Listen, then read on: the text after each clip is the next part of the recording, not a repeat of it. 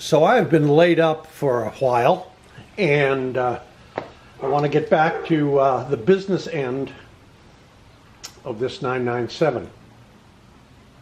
I have not had too many repairs required. When I bought the car, which was, I guess now, almost 5 years ago, I took it in for a major service. I wasn't sure when the last service had occurred, so we just did it. And my mechanic found that the catch tank for the cooling system was leaking along the seam. Apparently not uncommon, and it's a function of age, I think, in the plastic, where, as I said, the tank comes together. That was about a $400 repair job. Not too bad. It's held up fine since then. About maybe 2 years later, I came out to the garage, and there was water leaking in the back of the car.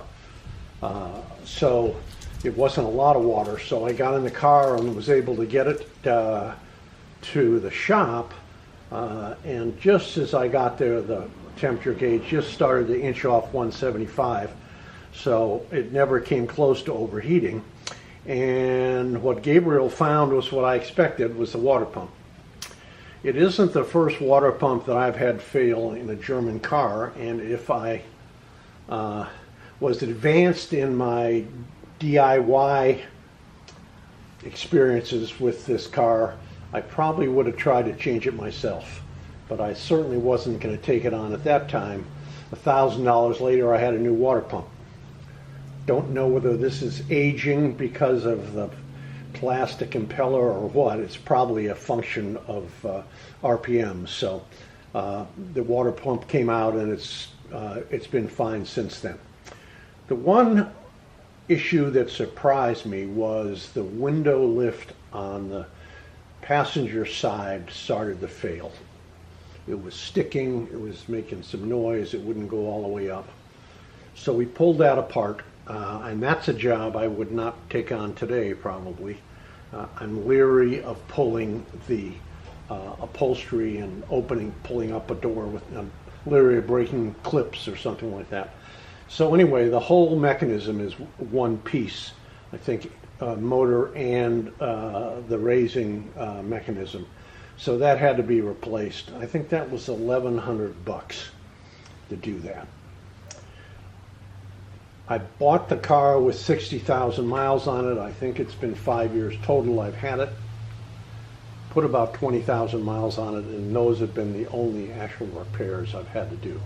Not too bad for a Porsche, and the car runs great now. From a maintenance standpoint, from the beginning I changed my own oil, and it's a breeze, as everybody says. You don't even need to lift the car up on jacks. There's enough room to get underneath it. You need an Allen type socket to get the drain plug off. Pick one of those up for $8 and you're in business. You're supposed to torque it back down to torque wrench settings. Frankly, I have a torque wrench, but I haven't bothered to do that. The oil filter is a cartridge type, and it is housed in a heavy rubberized plastic kind of vessel. Very easy to get on and off. You can almost do it with your hands. I made the decision to swap that out for a conversion to a spin-on cartridge type. And here's a pic of this. I think it came from Pelican Parts, to the attachment that I put in.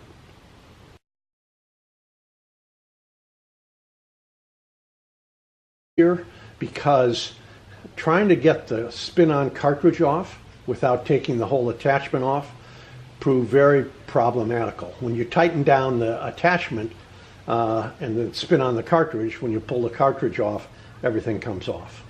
The other thing was, about my third oil change in, it started to leak.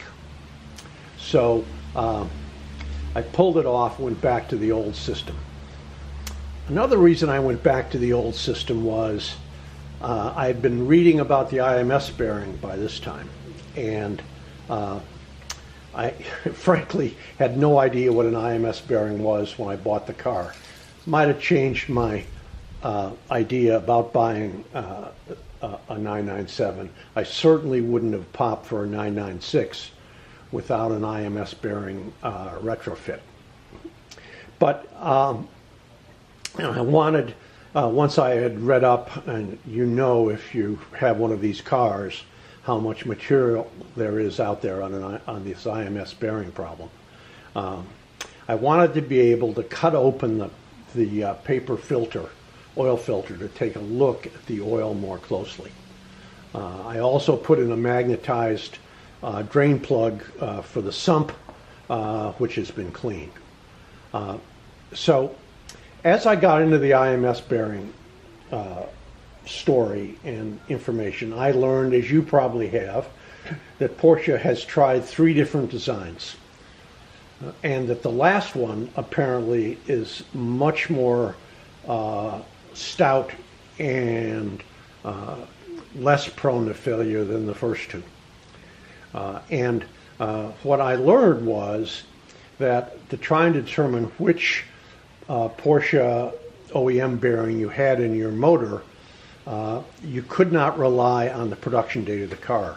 You had to get the serial number off the engine and see where the engine build fit into where the various bearings were fit. And there is an engine serial number on the bottom of the engine case. If you get on your back and go underneath, you can see it. It's in what's called star numerals. So I found that, and I found on a forum the engine build numbers for when the bearings came, the bearings were fit. And it turns out, happily for me, that this engine was the 111th motor built after the latest and greatest Porsche bearing, IMS bearing, was put in. So I'm able to sleep at night a little better about the IMS bearing. Between that and changing the oil every year, which is, for me, is a couple thousand miles, and looking at the magnetized drain plug and the filter, I'll be able, I hope, to see some evidence of wear. Having said that, I'm not so sure that the cost of putting a new bearing in is justified for the fair market value of the car. You decide on your own car.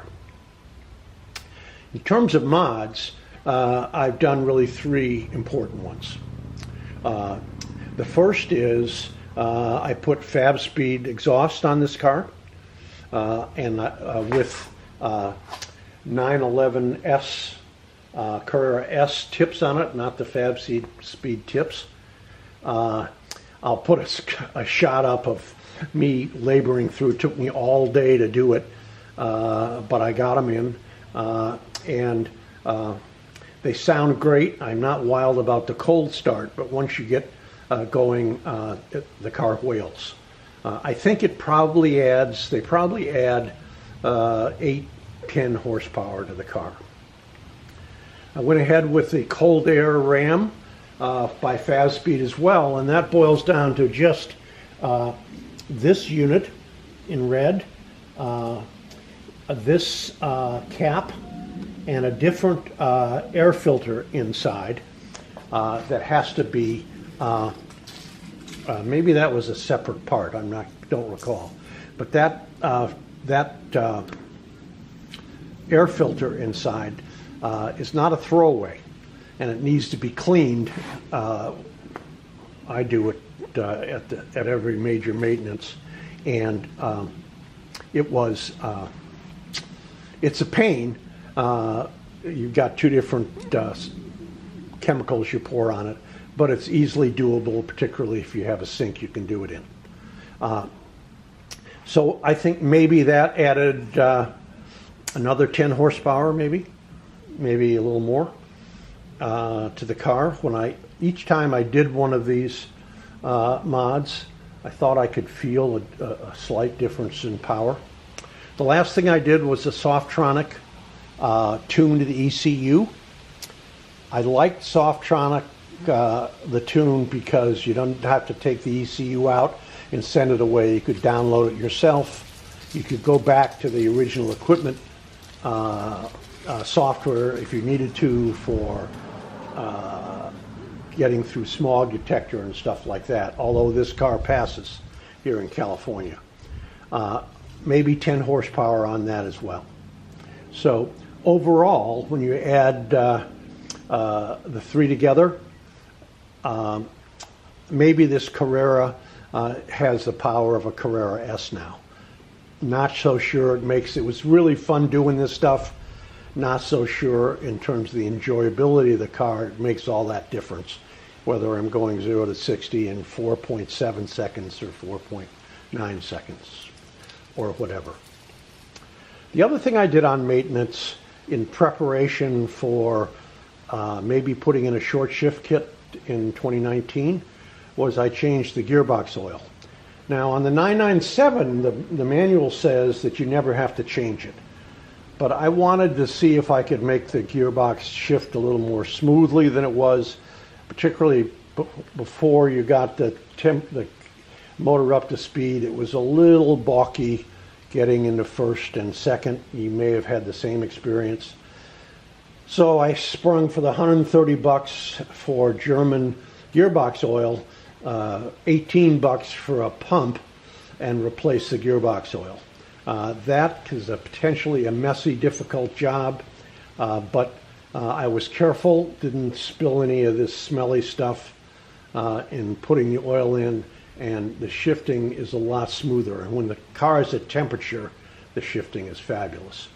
Enough so that I think I probably will go ahead with a short shift kit next year. I didn't want to combine a short shift setup with a gearbox that wasn't shifting smoothly. I did also, when I was throwing away the pump, and there's no point in saving the pump, the gearbox oil pump that I bought, I don't think I'm going to be doing this again. Whereas I didn't spill a drop when I was putting the oil in. When I was throwing the pump away, I dumped it all over the side of my driveway. It's a mess cleaning that stuff up.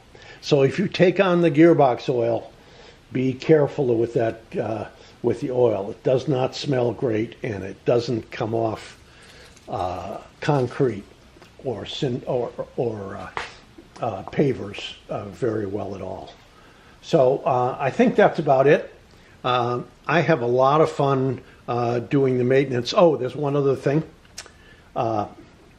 Changing the spark plugs. The manual I have, which I'll put up, I have a great how-to 101 projects manual, which I'll put up now.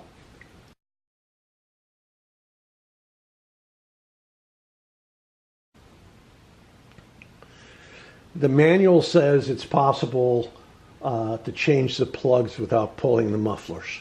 Well, I tried for a day and a half and I couldn't do it. So the mufflers had to come off. And even with the mufflers off, there are all kinds of shields and other stuff. Getting those spark plugs off is no joy. I did it. Plugs run $24 a piece for the Porsche original equipment, which is what I wanted to go with. And I'm glad I did it. And when it comes time for plugs again, I'll do it again, but I won't bother. That's going to be in a while, and I won't bother trying without pulling the mufflers off. I don't know, frankly, how you can do it with the mufflers on.